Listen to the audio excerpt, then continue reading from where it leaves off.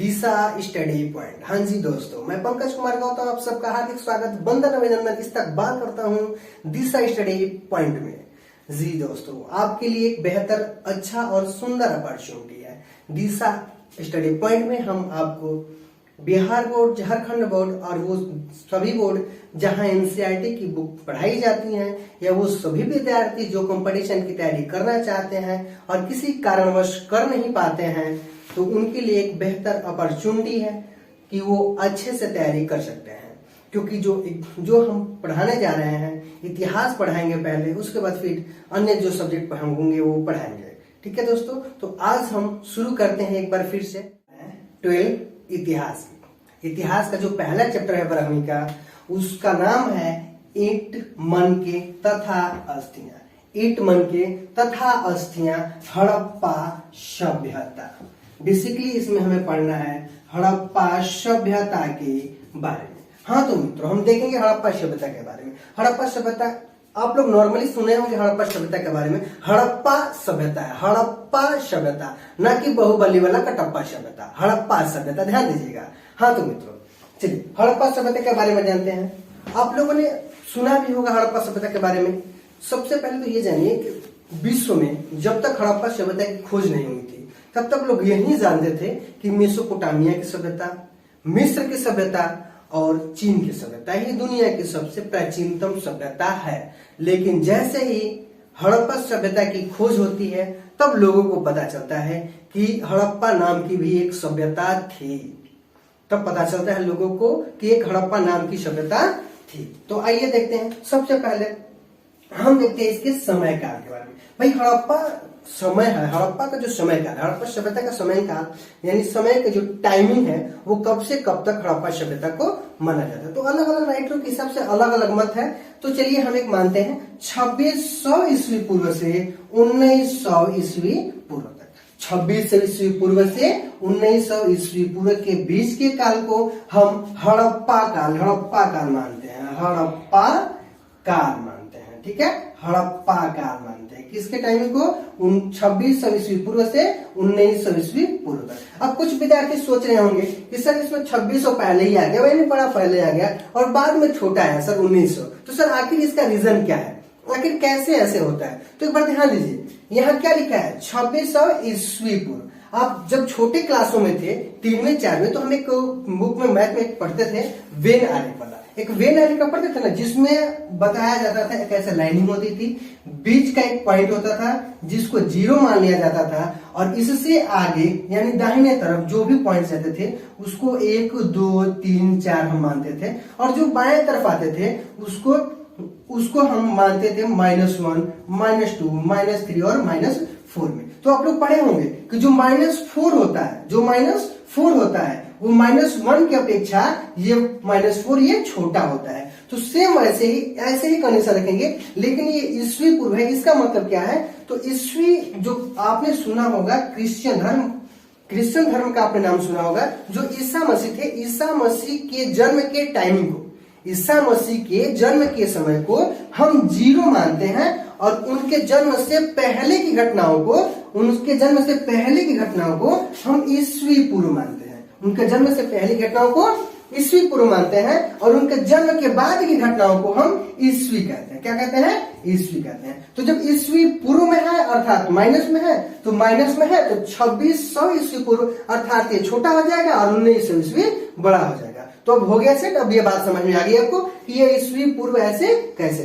तो बहुत सारे लोग बड़ा कंफ्यूज जाते हैं कि सर पहले ही 2600 आ गया, बाद में 1900 आया। तो अब तो ये तो आपको कंफर्म हो गया क्या है। चलिए ठीक है, अब आगे देखते हैं भैया हड़प्पा सभ्यता। चलिए, हड़प्पा सभ्यता को ही सिंधु घाटी सभ्यता के नाम से जानते हैं। हड़प्पा सभ्यता को ही सिंधु घाटी की सभ्यता के नाम से जानते हैं। अब ऐसा क्यों है कि हड़प्पा सभ्यता को सिंधु घाटी की सभ्यता के नाम से जानते हैं? तो पहले आप ये समझिए कि हड़प्पा सभ्यता को हड़प्पा सभ्यता कहते क्यों है। हड़प्पा सभ्यता को हड़प्पा सभ्यता आखिर कहा क्यों जाता है? तो सुनिए, हड़प्पा सभ्यता को हड़प्पा सभ्यता इसलिए कहते हैं क्योंकि सर्वप्रथम हड़प्पा सभ्यता की खोज हड़प्पा नामक स्थान पर हुई थी, इसीलिए इसको हड़प्पा सभ्यता कहा जाता है। एक बार ध्यान से सुनिए, हड़प्पा सभ्यता को हड़प्पा सभ्यता इसलिए कहते हैं क्योंकि सर्वप्रथम इस सभ्यता की खोज हड़प्पा नामक शहर पर हुई थी, इसीलिए इसको हड़प्पा सभ्यता कहते हैं। ठीक है, अब चलिए, अब ये सिंधु घाटी की सभ्यता क्या हुई? सिंधु घाटी की सभ्यता को सिंधु घाटी की सभ्यता क्यों कहते हैं? अब ध्यान से सुनिए, हड़प्पा सभ्यता को सिंधु घाटी की सभ्यता इसलिए कहते हैं क्योंकि हड़प्पा सभ्यता के अधिकतम शहर सिंधु नदी के घाटियों में मिले हैं।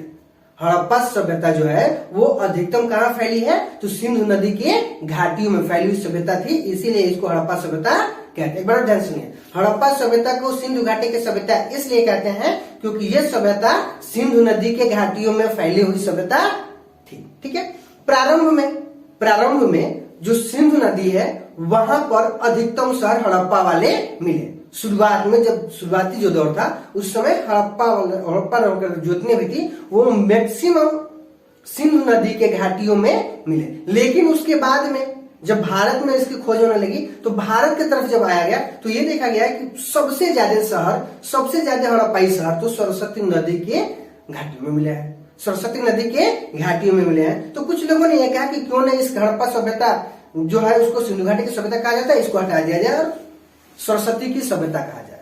तो फिर लोगों ने कहा कि नहीं, जब शुरू से सिंधु घाटी की सभ्यता कही गई है तो यह सिंधु घाटी की सभ्यता ही रहेगी। तो सिंधु घाटी की सभ्यता है।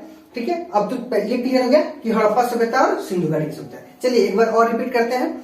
हड़प्पा सभ्यता को हड़प्पा सभ्यता इसलिए कहते हैं क्योंकि हड़प्पा नामक स्थान पर हड़प्पा सभ्यता की खोज हुई थी। और हड़प्पा सभ्यता को ही सिंधु घाटी की सभ्यता इसलिए कहते हैं क्योंकि हड़प्पा सभ्यता के अधिकतम नगर सिंधु नदी के घाटियों में फैले हुए थे। अधिकतम नगर सिंधु नदी के घाटियों में प्राप्त हुए हैं। ठीक है, तो ये क्लियर हो गया हड़प्पा सभ्यता। चलिए ध्यान दीजिए क्या हुआ, इसकी खोज कैसे होती पहले से ध्यान दीजिए। देखिए सबसे पहले क्या हुआ कि जब भारत गुलाम था यानी अंग्रेजों का टाइम था, आज से लगभग 160 साल पहले, लगभग 160 साल पहले भारत में अंग्रेजों के द्वारा रेलवे लाइनें बिछाई जा रही थी। भारत में अंग्रेजों के द्वारा रेलवे लाइनें बिछाई जा रही थी। लाइन बिछाने का काम चल रहा था, खुदाई हो रही थी, इंजीनियर्स काम कर रहे थे। उसी टाइम पे लाहौर में, पाकिस्तान में एक शहर है जिसका नाम आपने सुना होगा लाहौर। क्या है शहर का नाम? लाहौर। ठीक है, लाहौर में एक जगह पर जब खुदाई हुई तो वहां कुछ मुहरे मिली और बहुत ज्यादा मात्रा में ईंटें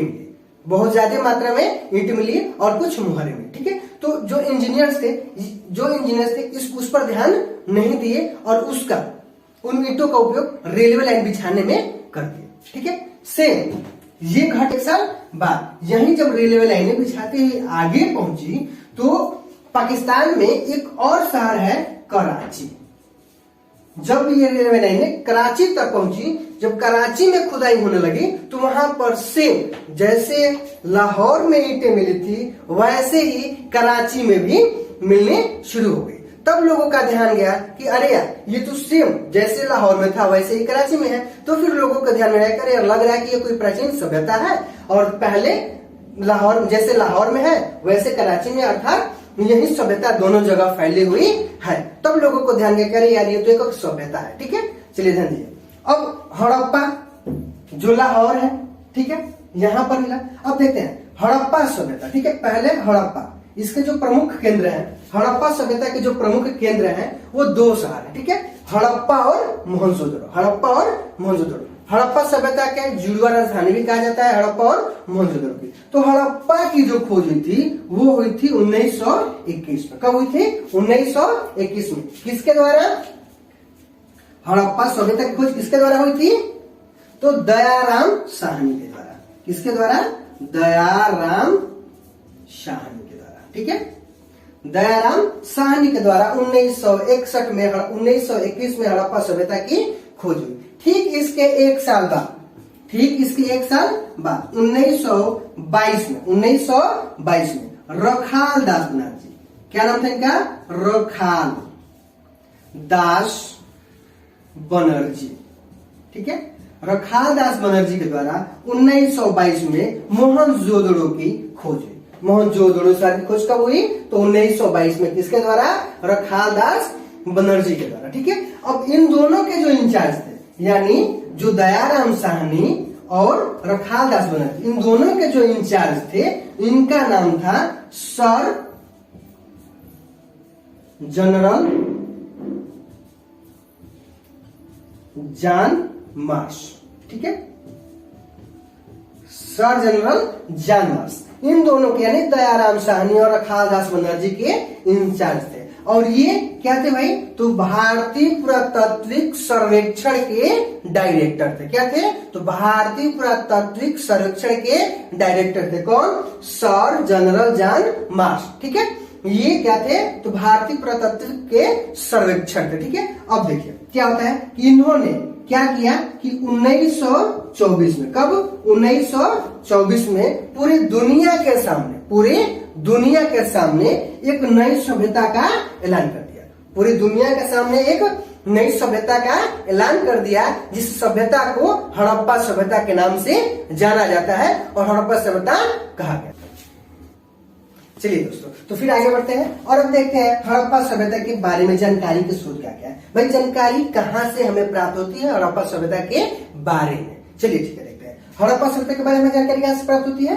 तो जो खुदाई में प्राप्त इमारतें होती हैं, इससे हमें पता चलता है हड़प्पा सभ्यता के बारे में। ठीक है, अगला मृदभांड से भी पता चलता है कि हड़प्पा सभ्यता के नाम की कोई सभ्यता थी। उसके बाद आभूषण, जो उसमें आभूषण लोगों इस्तेमाल करते थे, लोग जो इस्तेमाल आभूषण करते थे, उससे भी प्राप्त होती है जानकारी। ठीक है, और अगला है मूर्तियां।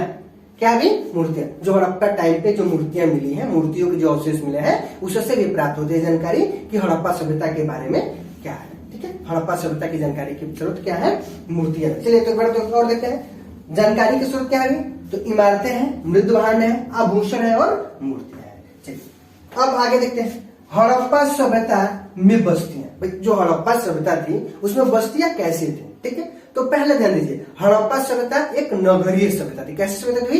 हड़प्पा सभ्यता एक नगरीय सभ्यता। ठीक है, और हड़प्पा सभ्यता के बाद जो सभ्यता आती है वैदिक सभ्यता, वो कैसी सभ्यता थी? तो वो एक ग्रामीण सभ्यता था। ठीक है, तो ध्यान दीजिए, आज से लगभग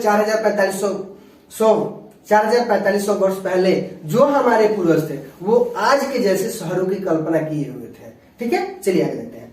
भाई बस्तियां कैसी होती थी? तो बस्तियां दो भागों में विभाजित थी। बस्तियां कैसे विभाजित थी भाई? दो भागों में विभाजित होती थी। एक को दुर्ग बोला जाता था, एक को क्या बोला जाता था? दुर्ग, और इसी को बोला जाता था पश्चिमी टीला। दुर्ग को क्या बोला जाता था? पश्चिमी टीला। अब ये कैसा होता था भाई? तो जो दुर्ग होता था वो चरकोन होता था। ठीक है, उसके बाद ये थोड़ा ऊंचे जमीन पर बनाया जाता था, ऊंचे जमीन पर बनाया जाता था। इसके चारों तरफ से 4 दीवारी बनाई जाती थी। क्या बनाई जाती थी? 4 दीवारी। इसके चारों तरफ से 4 दीवारी बनाई जाती थी, और ये जो दीवारें होती थी वो पक्की ईंटों की होती थी। किसकी होती थी? पक्की ईंटों की दीवारें होती थी। ठीक है, जो दुर्ग या पश्चिमी टीला होता था, वो कैसे होता था? ऊंचे चबूतरे पर बनाया जाता था, जिसके चारों तरफ बाउंड्री दीवार घेरी हुई जाती थी। ठीक है, और इसका उपयोग किस लिए किया जाता था भाई? या तो प्रशासनिक कार्यों में किया जाता था, या किसी विशेष पर्व पर, विशेष उत्सव पर इसका उपयोग किया जाता था। किसका? दुर्ग का या पश्चिमी टीला का उपयोग। ठीक है, चलिए अब देखते हैं निचला शहर। इसको निचला शहर बोलते हैं, या इसी को पूर्वी टीला कहते हैं। क्या बोलते हैं भाई? पूर्वी टीला या फिर निचला शहर। ठीक है, निचला शहर क्या है? नाम से सिद्ध होता है, ये थोड़े ऊंचे भूमि पर बनाया जाता था और ये थोड़े नीचे भूमि पर बनाया जाता था। ठीक है, अब देखिए, जो निचला शहर होता था वास्तव में यही आवासीय भवन होता था, यानी लोग यही निवास करते थे। कहाँ? निचला शहर में। कहाँ निवास करते थे? निचला शहर में ही वास्तव में लोग निवास करते थे। ठीक है, चलिए निचले शहर के बारे में हम ध्यान देते हैं। निचला शहर जो था उसको आवासीय घर था, और यहाँ घर बनाए जाते हैं। क्या बनाए जाते भाई? घर। जैसे मान लीजिए ये घर बनाएंगे। ठीक है, इतने एरिया में घर बनाना है, तो घर बनता कैसे था भाई? घर बना दिया गया। ठीक है, घर की एक तरफ से दरवाजा होता था, एक तरफ से दरवाजा होता था, और चारों तरफ से, उसके बाद चारों तरफ से क्या होते थे? घर बने होते थे। ठीक है, चारों तरफ से घर बनते थे। ठीक है, बीच में आंगन होता था। चारों तरफ से घर बनते थे, बीच में आंगन होता था। इसी घर में एक रसोई घर होता था। क्या होता था भाई? रसोई घर। रसोई घर होता था। क्या होता था? रसोई घर, जिसको आज किचन कहा जाता है।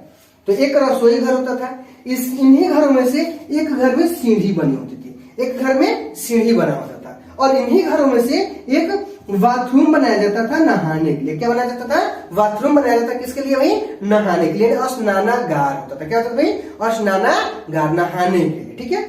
अब ध्यान दीजिए, अगर ये जैसे मान लीजिए ये आगे से द्वार है, अगर ये मेन गेट है, तो कोई भी व्यक्ति अगर ये रास्ते पकड़ के इधर से आएगा तो ऐसे बनाया जाता था इसको कि डायरेक्टली इसको यहाँ से आंगन दिखाई न दे। इस लोग ऐसे बनाते थे कि यहाँ से डायरेक्टली आंगन दिखाई न दे। तो इसके लिए क्या करते थे? बीच से एक ऐसे दीवार लोग बनाते थे। क्या बनाते थे? दीवार। छोटा सा दीवार बना देते थे। जैसे आप यहाँ से आएंगे तो देखेंगे तो डायरेक्टली आपको दीवार दिखाई देगा, न कि आंगन दिखाई देगा। सोचिए, आज से इतने साल पहले जो हमारे पूर्वज तो कितना दूर तक सोचे थे भाई, और आज हम कहाँ सोच रहे हैं। तो एक बार ध्यान दीजिए, लोग कहते हैं ना कि आज युग बदल गया। ठीक है, युग बदल गया, कंप्यूटर आ गया, लोग जगह जगह पे जा रहे हैं, चांद पे जा रहे हैं, यहाँ जा रहे हैं, वहां जा रहे हैं, अच्छी बात है। लेकिन हमारे पूर्वज भी हमसे कम नहीं थे। जैसी कल्पना हम आज करते हैं, आज से इतने साल पहले, 4500 साल पहले हमारे पूर्वजों ने कर लिया था। और कर ही नहीं लिया था, बल्कि वैसी व्यवस्था में वो लोग रहते थे। ठीक है दोस्तों,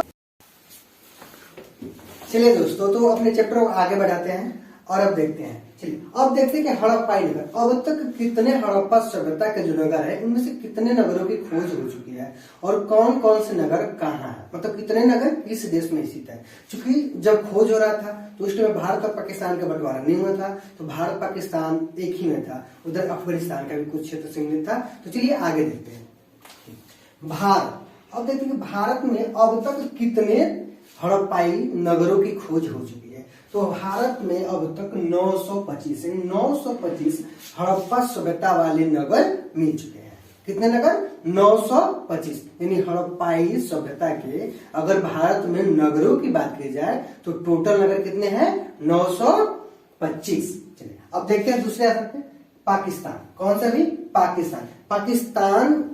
पाकिस्तान में कितने हड़प्पाई नगर है? पाकिस्तान में कितने हड़प्पाई नगर है? तो पाकिस्तान में टोटल हड़प्पाई नगरों की संख्या है 475। कितने? 475। चलिए अब अफगानिस्तान देखते हैं। अफगानिस्तान में कितने हुई? तो अफगानिस्तान में टोटल नगरों की संख्या है 2। कितने? 2 हड़प्पाई नगरों की संख्या अफगानिस्तान कितने? 2। और टोटल नगरों की कितने खोज हो चुकी है अब तक? 1402। लगभग 1400 हड़प्पाई नगरों की खोज अब तक हो चुकी है। कब से? तो 1921 से 1921 से अब तक 1400 लगभग 1400 हड़प्पाई नगरों की खोज हो चुकी है। चलिए एक बार और रिपीट करते हैं। भारत में हड़प्पाई नगरों की संख्या 925, पाकिस्तान में 475, अफगानिस्तान में 2। अफगानिस्तान में केवल और केवल 2 ही नगर मिले हैं हड़प्पा सभ्यता वाले। चलिए अब आगे देखते हैं। अब देखते हैं हड़प्पा सभ्यता के कुछ प्रमुख स्थल। हड़प्पा सभ्यता के कुछ प्रमुख स्थल, उसके खोजकर्ता और उसकी खोज कब हुई और वर्तमान स्थिति, यानी वर्तमान स्थिति में वो नगर कहाँ है। वर्तमान स्थिति में वो नगर कहाँ स्थित है। चलिए पहले देखते हैं हड़प्पा हम कल ही पढ़े थे। हड़प्पा की खोज किसके द्वारा हुई थी? तो दयाराम साहनी के द्वारा। हड़प्पा नगर की खोज किसके द्वारा की गई थी? दयाराम साहनी के द्वारा। कब किया गया था? तो 1921 में। कब किया गया? 1921 में। और वर्तमान में इसकी क्या स्थिति है भाई? वर्तमान में यह कहाँ स्थित है? तो वर्तमान में स्थित है पाकिस्तान में। कहाँ स्थित है? पाकिस्तान। कहाँ स्थित है? पाकिस्तान। चलिए अब दूसरा देखते हैं। दूसरा शहर मोहनजोदड़ो। कौन सा? मोहनजोदड़ो। ठीक है, चलिए मोहनजोदड़ो की खोज किसके द्वारा की गई थी? तो रखालदास बनर्जी। कहीं कहीं इनका नाम सरनेम आर.डी. बनर्जी के नाम से भी आता है, तो वहां मित्रों कंफ्यूज नहीं होना है। आर.डी. बनर्जी अर्थात रखालदास बनर्जी के द्वारा मोहनजोदड़ो की खोज कब की गई थी? तो 1922 में। कब की गई थी? 1922 में। और यह स्थान वर्तमान में कहाँ है? तो पाकिस्तान में। वर्तमान में स्थान कहाँ है भाई? पाकिस्तान में। वर्तमान स्थिति क्या है? पाकिस्तान में। ठीक है, चलिए आगे देखते हैं। रोपड़। कौन सा भाई?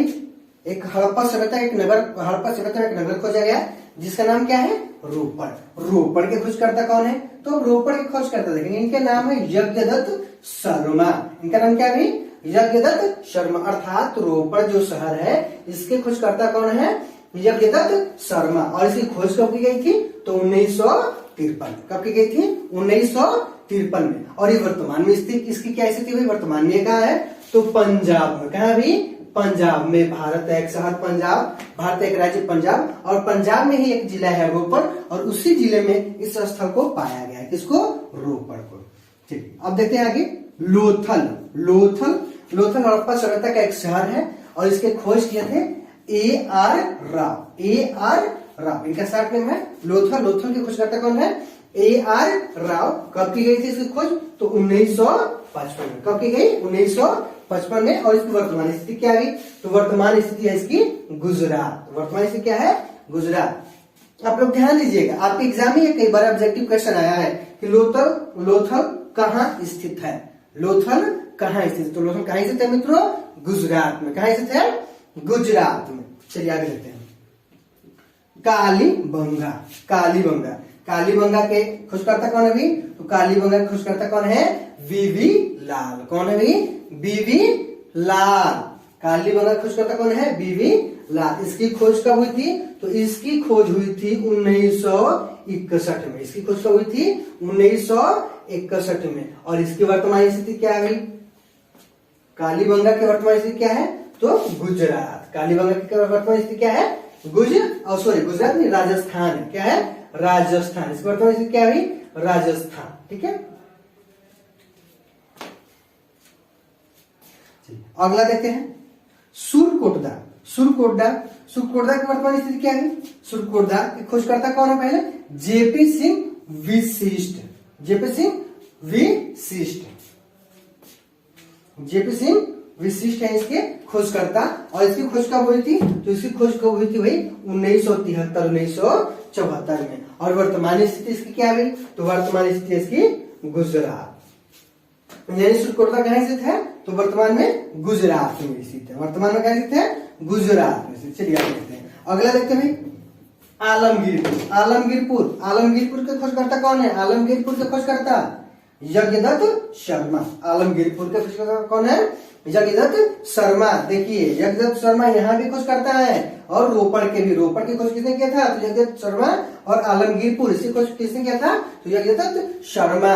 रोपड़ की खोज कब हुई थी, 1953 में। और यज्ञदत्त शर्मा आलमगीरपुर की खोज कब किया था, तो 1958 में। अर्थात आलमगीरपुर की खोज कब हुई थी, तो 1958। और इसकी वर्तमान स्थिति क्या हुई, तो वर्तमान स्थिति क्या है इसकी, उत्तर प्रदेश। वर्तमान स्थिति क्या है, उत्तर प्रदेश।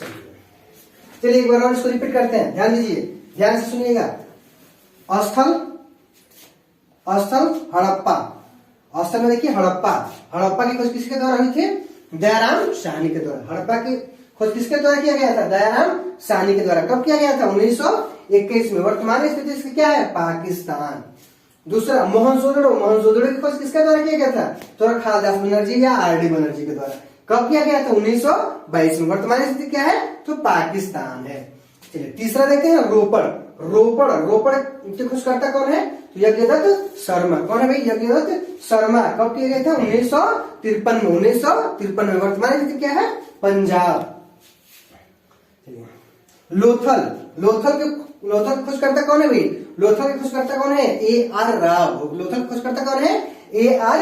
राव। लोथल की खोज कब की गई थी, 1955 में। लोथल की खोज कब की गई थी, 1955 में। वर्तमान स्थिति क्या है इसकी, गुजरात। वर्तमान स्थिति क्या है, गुजरात। चलिए कालीबंगा। कालीबंगा, कालीबंगा की खोज किसने किया था भाई, तो बीबी लाल ने। कौन किया था, बीबी लाल। देखा कुछ बड़ा सा, बीबी लाल, वी लाल, बीबी नहीं, बीबी लाल।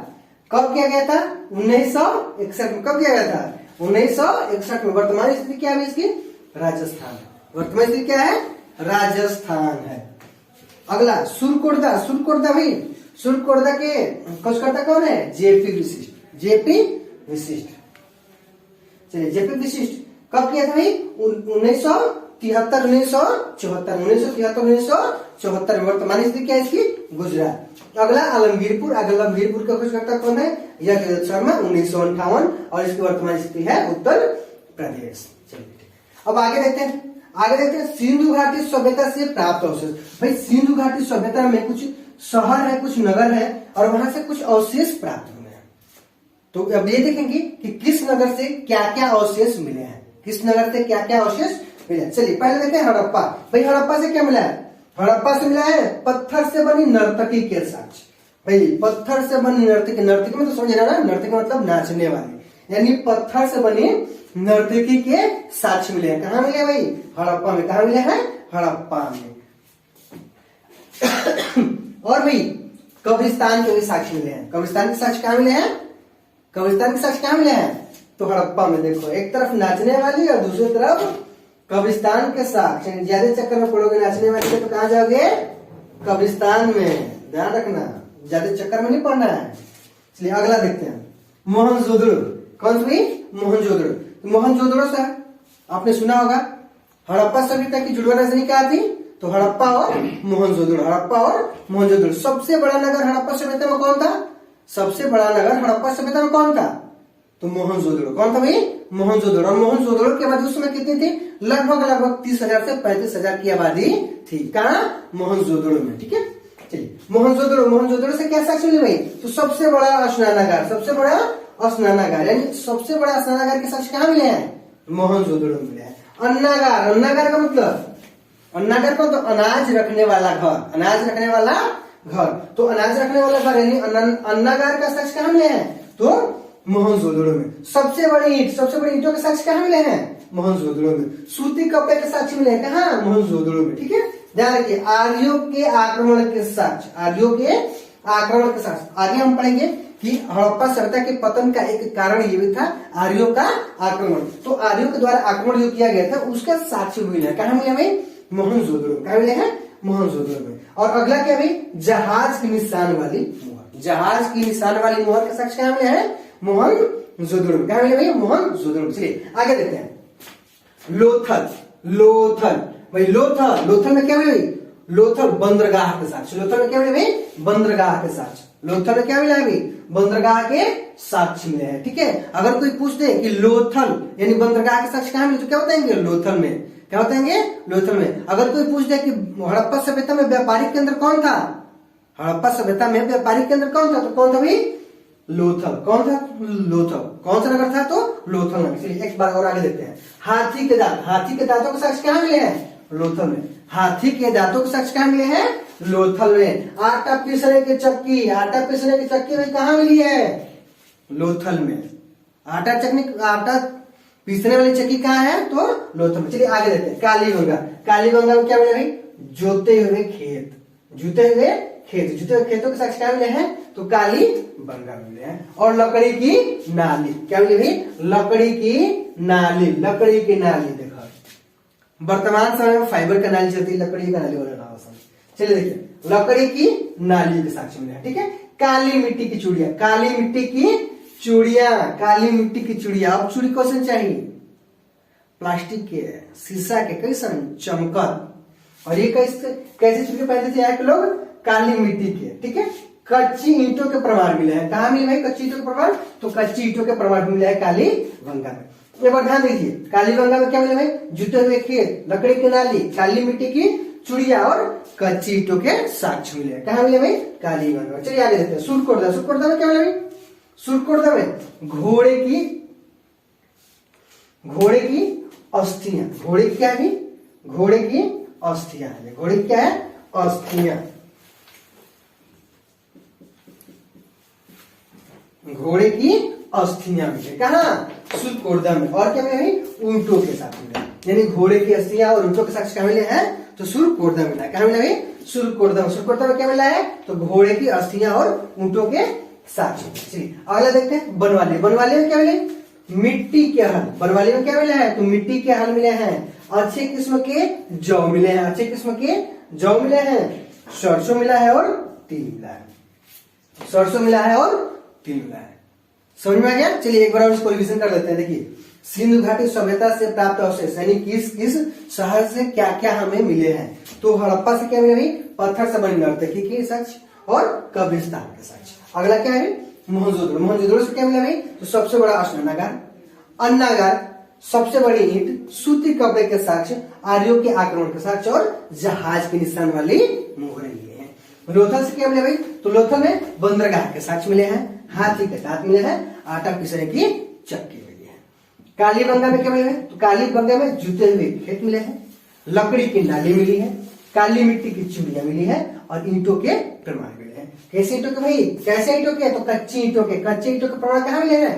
कालीबंगा में। सुरकोटदा में क्या मिले? घोड़े की अस्थियां मिली है और ऊंटों के साक्ष्य मिले हैं। घोड़े की अस्थियां और ऊंटों के साक्ष्य मिले। बनवाली में क्या मिला भाई? तो बनवाली में मिट्टी के हल मिले हैं, अच्छे किस्म के जौ मिले हैं और सरसों तिल मिले हैं।